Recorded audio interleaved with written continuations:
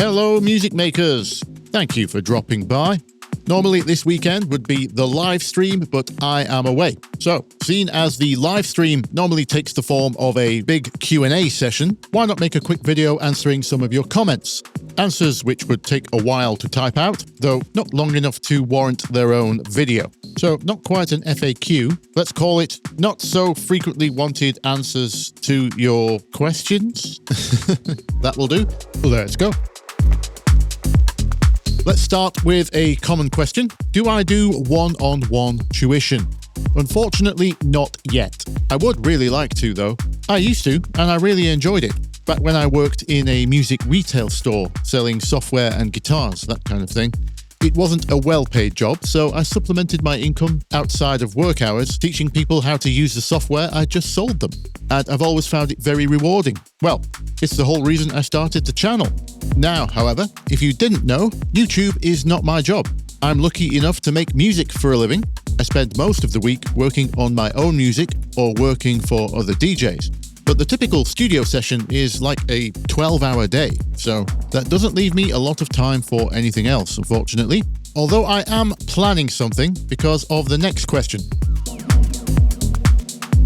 Lots of you have asked me if I will make a course. And indeed, all the business-savvy types have advised me that I would kill it if I made a course because I have so much audience trust and such a high-quality audience. And again, time is a problem, but I am in talks with various people about how to make this work. The hard part being what course, because I'm thinking it would probably have to be genre-specific in order to offer true value. Like, I could just make a course on chords, for example, but without any context in which to implement those chords, it's kind of empty knowledge, isn't it? So, one piece of advice I was given was to simply interview your audience. So I'm thinking we set up a Discord call, 20 minutes, 30 minutes, where I interview you so I can get some useful data. Let me know if you'd be down for that. I'll probably start with the people who've bought me the most coffees, as they have had no rewards yet. And with any luck, we'll have the beginnings of a course in motion. Now, while we're on a similar subject, I might as well get this one answered. I get lots of offers on Instagram to collaborate, and it's the same answer, I'm afraid. I'd love to, but just no time. Part of how I'm making this whole thing work as a living is efficiency. I normally finish a track in a single session, usually multiple tracks. If you haven't noticed on my Spotify, I release 3 tracks a week, and that's not including the tracks I make with others. Unfortunately, most people asking me to collaborate are just really asking me to finish the track for them. But even for the more genuine offers, I just can't do those sessions anymore with all the back and forth, where someone suggests we need a new lead sound, and then record label A&R gets involved and says we think the structure should be changed to mimic Calvin Harris's new release. And there's just too many cooks in the kitchen, and before you know it, 3 months have gone by and the track still isn't out. Sorry, bit of a rant there, but that's honestly the first thing that comes to mind when someone suggests collaboration. On another similar note, I've been offered good money to mix or master people's tracks, which is tempting, but my first response is to point them to my video called How to Not Master Your Tracks.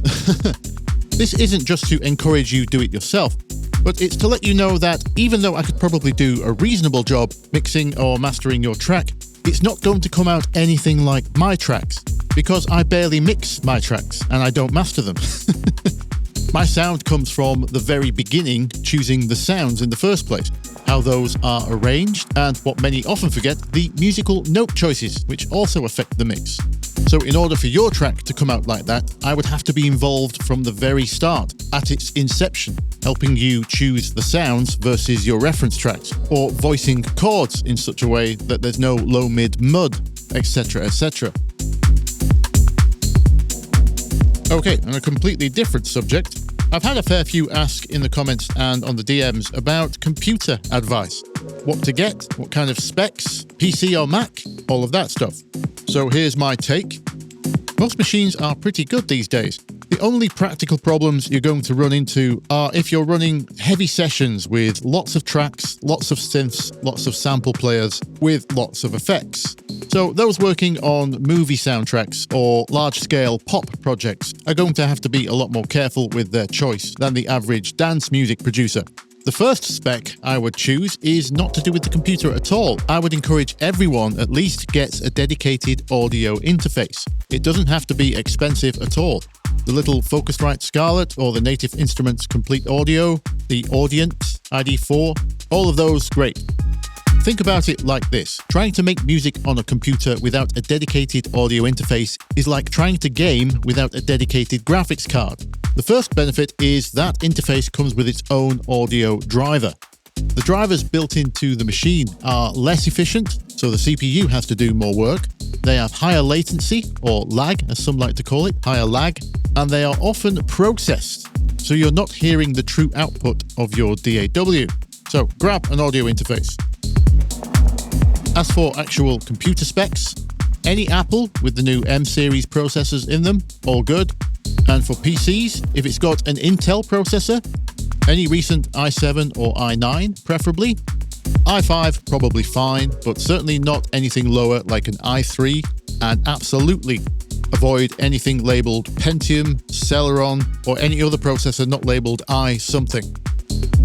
As for AMD, that's a very similar story. They have the Ryzen series, Ryzen 7 or 9, great. 5 is probably fine. Avoid 3 if you can.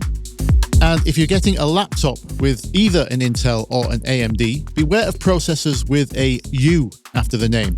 Those are more about saving battery life and efficiency than they are about power. Instead, look for processors ending in H. And the only other spec you have to be concerned with is the amount of RAM. 16 gigabytes is usually enough. You don't want to go less than that though. And if you're running lots of long samples like orchestral samples, you might want to consider 32 gigabytes.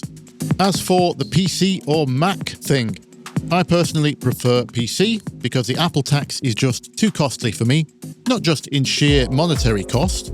I don't like the closed ecosystem, the forced upgrade cycle, the non-upgradable hardware, the unrepairable hardware, or the forced obsolescence.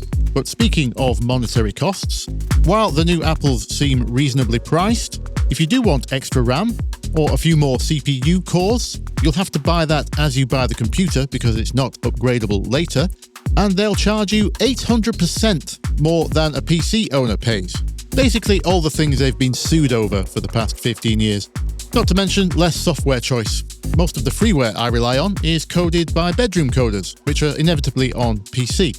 And my favourite manufacturer, Variety of Sound, isn't on Mac at all. Because Apple changed too many things too often. And so these poor, solo, super generous bedroom coders either have to spend the time recoding their plugins every time Apple does an update, or they just drop support altogether. I can still load sessions from 15 years ago with the original plugins.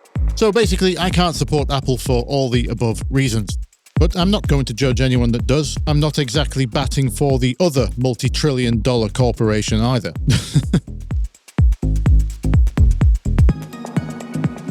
Moving on, about sound challenges and remakes. I get plenty of requests for more of those, and don't worry, there will be more, but these are tough. These might be the hardest types of video to make. Through video editing magic, you might say I make it look easy sometimes, but no, they rarely are. I spend a lot of time behind the scenes getting that right, working out the sounds, notes, chords, and I actually learn a lot myself in the process. Throughout the channel's life, I do hope to cover a significant chunk of dance music history this way, but there lies one of the problems. If it's not a significant part of dance music history, like a personal request, a cult classic, or lesser-known track, these videos don't do so well. And I wouldn't mind normally, but to rub salt in the wound, these videos get demonetized because YouTube doesn't have a system to share the revenue. 100% of the revenue has to go to the original artist. None can go to me. I don't know if you saw the recent video by El Estepario Siberiano. He's a famous drummer, one of the best in the world. His YouTube channel is up to 4.7 million subs, with literally billions of views. But because most of his content is covering other artists' tracks, He's basically earning the same money as me. Under standard US and UK copyright law, commentary, education, and criticism are allowed under the terms of fair dealing or fair use. But YouTube have never managed to find a solution to incorporate that, presumably because the platform is so large that the only real solution is this automatic ID system. So to cut a long story short, not only are remake videos the hardest ones to do, they take the longest and they don't pay anything in return.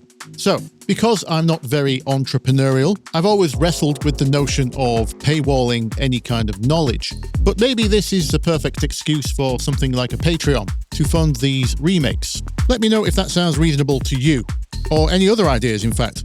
Get typing below. Another question I often get asked is, can I share the Midi or can I share the Ableton Sessions from my videos?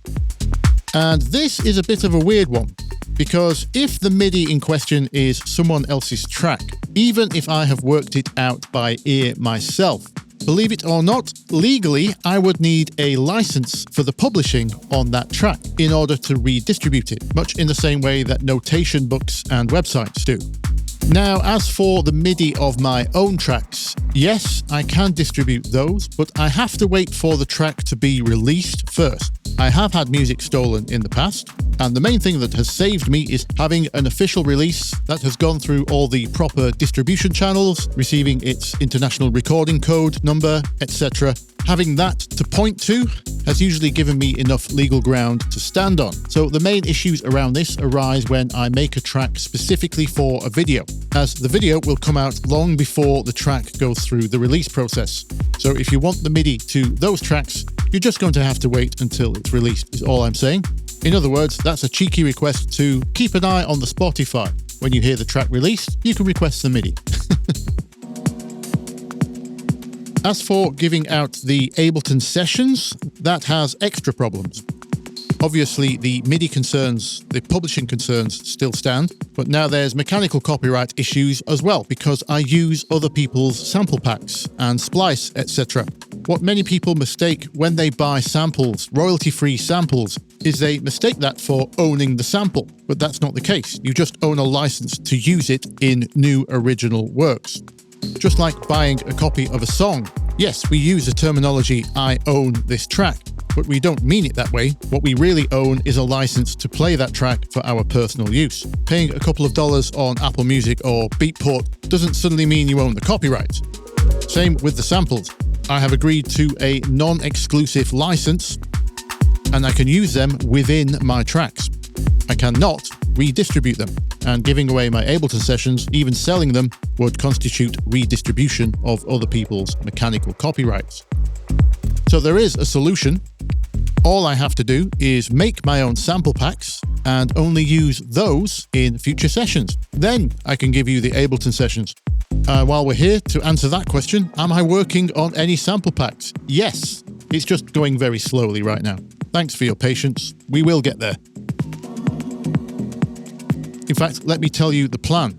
I'm hoping to come to an agreement with my DJ clients that at the end of the week, I can collect any presets and possibly remake any samples via resynthesis plugins. That could be an efficient way for me to gather content for a sample pack, or at least a preset pack. As long as there is nothing in there which is related to the artist in question, I think that should be doable. Again, let me know what you think. Right then, I'm going to have to wrap it up here. Let me know what you think of this NSFWATQ, whatever this is called, format. Was it helpful? If you do want another one of these, get your questions in below while you still can. We're very lucky at the moment. The channel is still small enough where I can read every single one of your comments, and I do. And it's a privilege. So thank you very much for all that you contribute. And until next week, I will see you in the comments. Bye-bye.